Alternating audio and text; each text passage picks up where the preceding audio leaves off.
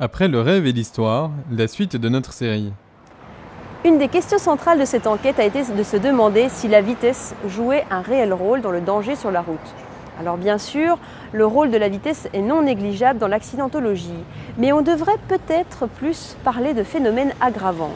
D'ailleurs, beaucoup d'experts tendent à se demander si trop baisser la vitesse ne représente pas un réel danger. Il y a aussi un autre phénomène qui est apparu, le système économique dans lequel nous évoluons. Celui-ci nous forcerait à pousser sur le champignon. Je vous propose d'en découvrir toutes les explications. Depuis 10 ans, radars et contrôles de vitesse n'ont cessé de se multiplier le long de nos routes. Le but, nous obliger à lever le pied, et le pire c'est que ça marche. Mais est-ce que nos routes sont plus sûres pour autant? Cette enquête commence dans un cabinet médical, mais pas n'importe lequel. Depuis 30 ans, Marie-Thérèse est médecin agréée pour délivrer les contrôles médicaux suite au retrait de permis. Une place de choix pour prendre conscience de la situation des délinquants de la route. Moi, je considère que les sanctions sont très lourdes parce qu'au plan social, donc, beaucoup de gens perdent leur emploi à la suite d'une suspension pour excès de vitesse. Ça, c'est pas des cas isolés. Ça, c'est pas du tout des cas isolés. Tous les professionnels de la route, tous les chauffeurs poids lourds, quand ils perdent leur permis, il y a peut-être que 5% des chauffeurs qui conservent leur emploi dans l'entreprise. En effet, aujourd'hui, la majorité des retraits de permis pour excès de vitesse touchent les professionnels de la route, ceux qui roulent plus de 100 000 km par an, ou les chauffeurs routiers. Le contexte économique étant ce qu'il est, de nombreuses entreprises de transport demandent à leurs chauffeurs de ne plus utiliser les autoroutes. Donc les gens utilisent les autres routes départementales, etc., mais se trouvent avec des temps qui n'ont pas été modifiés et n'arrivent pas si vous voulez, à amener leur chargement, par exemple, à telle heure dans telle entreprise, étant donné qu'ils ne prennent plus l'autoroute. Donc, si vous voulez, l'organisation du travail, à mon avis, est extrêmement pourvoyeuse d'excès de vitesse. Si rouler trop vite est dangereux, certains se demandent si rouler lentement ne l'est pas parfois tout autant. Quand on est dans une auto et qu'on roule un peu plus vite, on est attentif à ce qu'on fait, on a ses réflexes, enfin vraiment tous ses sens sont au maximum, et ce qui n'est pas du tout le cas quand on est au régulateur à 130 en attendant que ça se passe, en étant au téléphone ou en étant en train de faire je sais pas quoi, de régler le poste de radio ou de parler à sa voisine.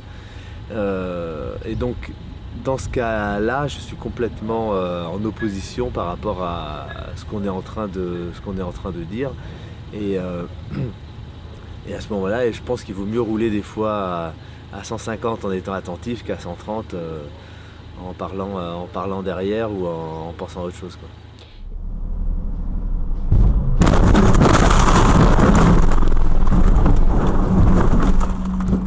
Les accidents sont souvent la cause de plusieurs facteurs, et il est difficile de définir lequel est prépondérant.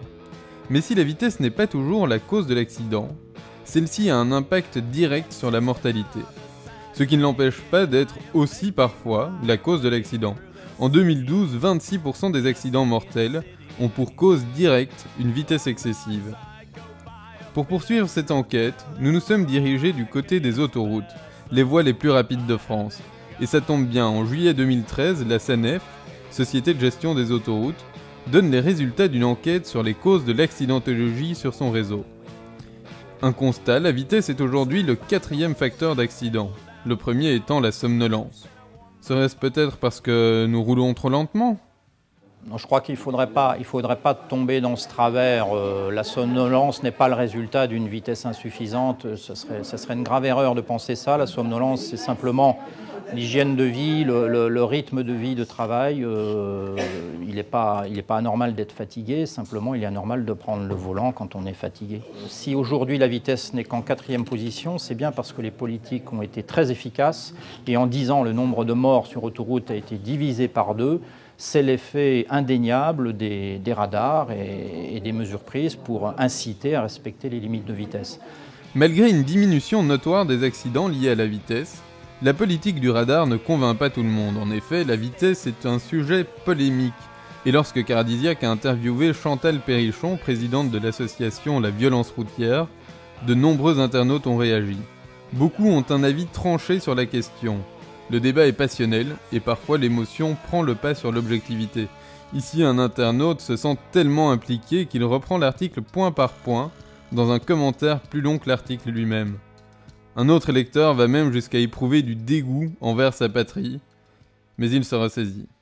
On discute beaucoup avec des usagers, les gens ont très clairement le sentiment d'être un peu rackettés et qu'on ne fait pas vraiment pour leur sécurité, la sécurité routière, qu'on est là uniquement pour leur prendre de l'argent.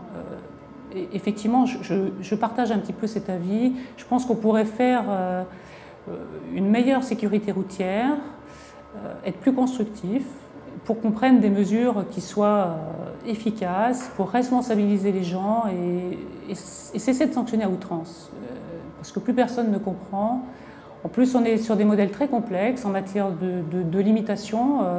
Toutes ces limitations différentes détournent l'attention des gens finalement sur des panneaux, sur chercher un radar, scruter, plutôt que de conduire de façon plus tranquille, en regardant ce qui se passe, effectivement.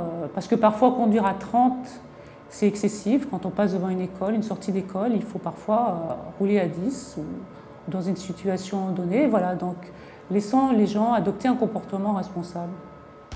Les radars automatiques ont rapporté 600 millions d'euros en 2011, plus encore en 2012, une manne Afrique. Mais à quoi sert cet argent ? Eh bien, 37% de la somme sert à l'entretien et à l'expansion du parc de radars. 160 millions sont attribués aux collectivités territoriales pour le financement des infrastructures de transport.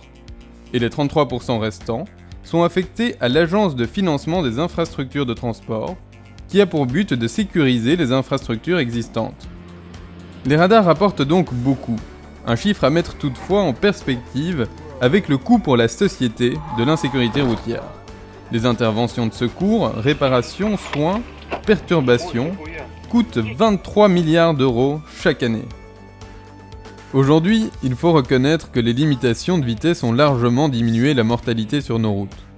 Cela dit, la politique du tout radar a peut-être atteint ses limites. Les chauffards connaissent les astuces et s'équipent d'avertisseurs radars ou de véhicules immatriculés à l'étranger.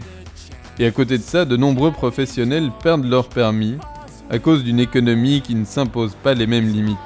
Aujourd'hui, si l'on désire sauver plus de vies, doit-on continuer sur cette voie ? La question reste ouverte. Dans le prochain épisode, nous verrons comment nous réagissons si nous nous retrouvons au volant d'un véhicule bridé pour ne plus dépasser les limitations de vitesse.